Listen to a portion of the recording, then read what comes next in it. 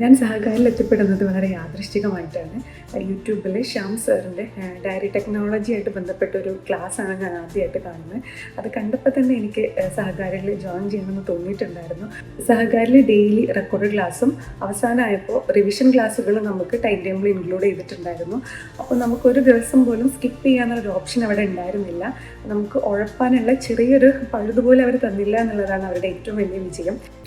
Hi, ഞാൻ Jubna Sherin TP, മലപ്പുറത്ത് അരീക്കോടാണ് എൻ്റെ സ്ഥലം. ഫുഡ് സേഫ്റ്റി ഓഫീസർ എക്സാമിൽ സ്റ്റേറ്റ് വൈഡ് തലത്തിൽ എനിക്ക് ഫസ്റ്റ് റാങ്ക് ലഭിക്കുകയുണ്ടായി. ഈ സമയത്ത് ഈ ഒരു ജേർണിയിൽ എൻ്റെ കൂടെ ഉണ്ടായിരുന്ന എല്ലാവരോടും ഞാൻ നന്ദി പറയാൻ ആഗ്രഹിക്കുകയാണ്. അതിലെനിക്ക് ഏറ്റവും പ്രിയപ്പെട്ടതാണ് ടീം സഹകാരി. ഞാൻ സഹകാരിൽ എത്തിപ്പെടുന്നത് വളരെ യാദൃശ്ചികമായിട്ടാണ്. യൂട്യൂബിൽ ശ്യാം സാറിൻ്റെ ഡയറി ടെക്നോളജി ആയിട്ട് ബന്ധപ്പെട്ട ഒരു ക്ലാസ്സാണ് ഞാൻ ആദ്യമായിട്ട് കാണുന്നത്. അത് കണ്ടപ്പോൾ തന്നെ എനിക്ക് സഹകാരിൽ ജോയിൻ ചെയ്യണമെന്ന് തോന്നിയിട്ടുണ്ടായിരുന്നു.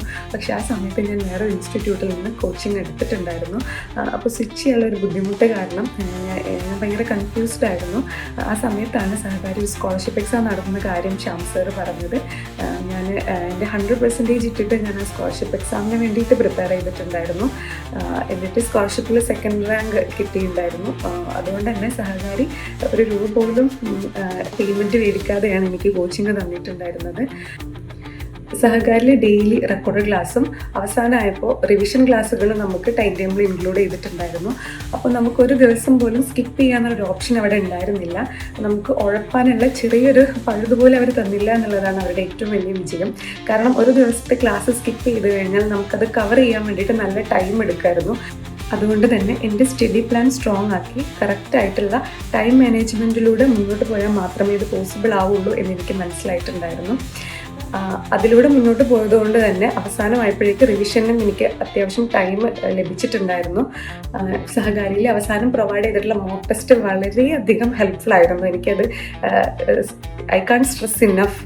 കാരണം അതിലൂടെയാണ് നമ്മൾ നിൽക്കുന്ന ഒരു ലെവൽ എത്രയാണെന്നും അതിൽ എത്രത്തോളം നമുക്ക് മുന്നോട്ട് പോകാനുണ്ടെന്നും എത്രത്തോളം കൺസിസ്റ്റൻ്റ് ആയിട്ട് നമ്മൾ വർക്ക് ചെയ്യണമെന്നും എനിക്ക് കറക്റ്റായിട്ടുള്ള ഒരു ക്ലിയർ പിക്ചർ കിട്ടിയിട്ടുണ്ടായിരുന്നത്. എൻ്റെ ഈ സ്റ്റഡി പ്ലാനും സഹകാരിയിൽ പ്രൊവൈഡ് ചെയ്തിട്ടുള്ള അവരുടെ ഫെസിലിറ്റീസും കൂടെ ഒരുമിച്ച് മുന്നോട്ട് കൊണ്ടുപോയത് കൊണ്ടാണ് എനിക്ക് ഫസ്റ്റ് റാങ്ക് എന്ന നേട്ടത്തിലെത്താൻ പറ്റിയത് എന്ന് ഞാൻ വിശ്വസിക്കുന്നു.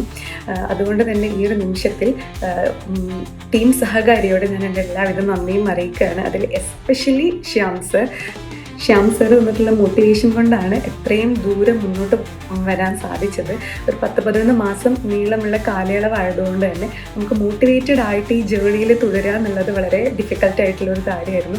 അത് ഇത്രയെങ്കിലും ഈസി ആക്കാൻ സാധിച്ചത് ശ്യാം സാറിൻ്റെ ഒരാളുടെ സപ്പോർട്ട് കൊണ്ട് മാത്രമാണ്.